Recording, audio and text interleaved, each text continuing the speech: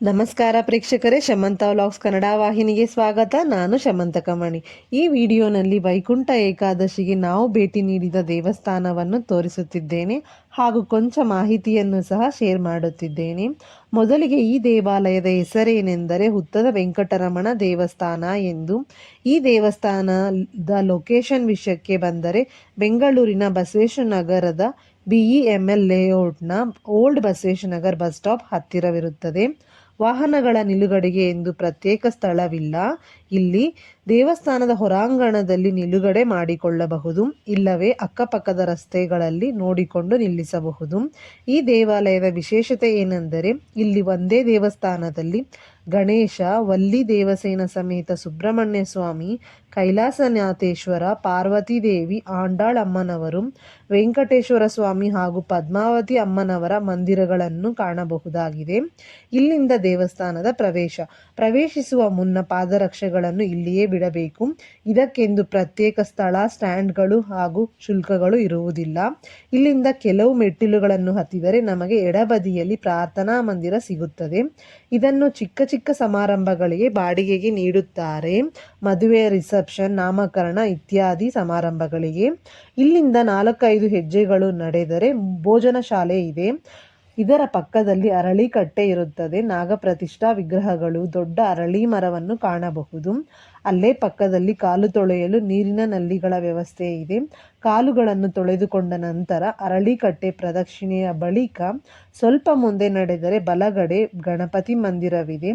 ಗಣೇಶನ ದರ್ಶನ ಪಡೆದರೆ ನಂತರ ಪ್ರದಕ್ಷಿಣೆ ಮುಗಿಸಿ ಇಲ್ಲಿ ತೋರಿಸುತ್ತಿರುವ ಮೆಟ್ಟಿಲುಗಳ ಮಾರ್ಗದಲ್ಲಿ ಸ್ವಲ್ಪ ಹೆಜ್ಜೆಗಳನ್ನು ಹಾಕಿದರೆ ಮೊದಲಿಗೆ ವಲ್ಲಿ ದೇವಸೇನ ಸಮೇತ ಸುಬ್ರಹ್ಮಣ್ಯ ಸ್ವಾಮಿ ಮಂದಿರವಿರುತ್ತದೆ. ದರ್ಶಿಸಿದ ಬಳಿಕ ಮುಂದಿನ ಸಮೀಪದಲ್ಲೇ ಕೈಲಾಸನಾಥೇಶ್ವರನ ಮಂದಿರ, ಆ ಬಳಿಕ ಪಾರ್ವತಿ ದೇವಿಯ ಮಂದಿರ, ಕೊಂಚ ಮುಂದೆ ನಡೆದರೆ ಆಂಡಾಳ್ ಅಮ್ಮನವರ ಮಂದಿರ ದರ್ಶಿಸಿ ಈಗ ಸ್ವಲ್ಪ ಬಳಿಕದಲ್ಲೇ ವೆಂಕಟೇಶ್ವರ ಸ್ವಾಮಿಯ ಆಲಯವನ್ನು ಸಹ ಕಾಣಬಹುದು. ಇಂದು ವೈಕುಂಠ ಏಕಾದಶಿ ಆದ್ದರಿಂದ ಹಲವಾರು ಹೂಮಾಲೆಗಳಿಂದ ಮತ್ತು ಬಗೆ ಬಗೆಯ ಹೂಗಳಿಂದ ಗುಡಿಯನ್ನು ಅಲಂಕರಿಸಿದ್ದರು. ಮೇಲೆ ಸ್ವಾಮಿಯ ದಶಾವತಾರಗಳನ್ನು ಸಹ ಚಿತ್ರಿಸಿದ್ದಾರೆ, ಅದನ್ನೂ ಸಹ ಕಾಣಬಹುದಾಗಿದೆ. ಆ ಗೋವಿಂದನ ದರ್ಶನ ಪಡೆದ ಬಳಿಕ ಪಕ್ಕದಲ್ಲೇ ಪದ್ಮಾವತಿ ಅಮ್ಮನವರ ಮಂದಿರವನ್ನು ಸಹ ನೋಡಬಹುದು, ನಿರ್ಮಿಸಿದ್ದಾರೆ. ಅಮ್ಮನವರನ್ನು ದರ್ಶಿಸಿದ ಬಳಿಕ ವೈಕುಂಠ ಏಕಾದಶಿಯ ಸಂದರ್ಭವಾಗಿ ವೈಕುಂಠ ದ್ವಾರವನ್ನು ಸಹ ನಿರ್ಮಾಣ ಮಾಡಿದ್ದರು. ಅಮ್ಮನವರುಗಳ ಸಮೇತವಾಗಿ ವೆಂಕಟೇಶ್ವರ ಸ್ವಾಮಿಯನ್ನು ಕಂಡು ದ್ವಾರದಿಂದ ಬಂದಾಕ್ಷಣ ಪಕ್ಕದಲ್ಲೇ ಶ್ರೀನಿವಾಸ ಕಲ್ಯಾಣದ ಫ್ಲೆಕ್ಸ್ ನೋಡಿದೆವು. ಇನ್ನು ಇಲ್ಲಿಂದ ನಿರ್ಗಮಿಸಲು ದಾರಿ.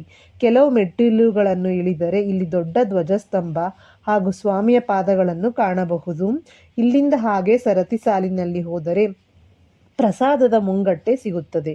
ಇಂದು ವೈಕುಂಠ ಏಕಾದಶಿಯ ಪ್ರಯುಕ್ತವಾಗಿ ಲಡ್ಡು ಪ್ರಸಾದ ವಿನಿಯೋಗಿಸಿದ್ದರು.